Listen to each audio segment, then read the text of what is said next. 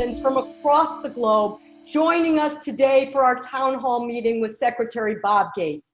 Let's get into this and start talking about your book. One of the places where members of Congress, both Republicans and Democrats, could come together is how do we rethink, how do we reimagine the national security structure of the United States for the 21st century, and particularly a structure that integrates all of these different instruments of power into the national security structure so that when a problem is examined, all of these different opportunities, all these different instruments of power are considered.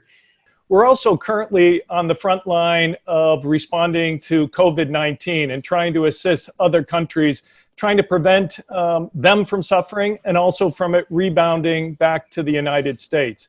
When we've dealt with pandemics in the past, the U.S. has exercised a leading global role. In my opinion, the U.S. withdrawal from the World Health Organization is a serious mistake. When we withdraw from these international institutions, we basically just give the Chinese open field running to be able to play a dominant role. My view on these international organizations that we don't think are working very well is to get in there and fight and fix them. Where do you see the greatest potential coming from partnering the private sector in order to strengthen America's global leadership role? The question is, how can the American government partner with American business in providing incentives to invest in developing countries? If we can show that American private investment is dramatically more in that country's interest, then I think we've done ourselves and that country a big favor. You know, you made the point that dealing with a rising China is going to require a symphony of power within the United States,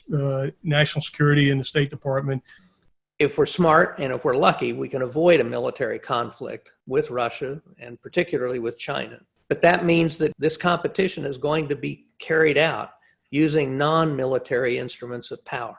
And if they're properly structured, if there is reform of these institutions, and if they're given additional resources, and if they're integrated, that's what I call a symphony of power.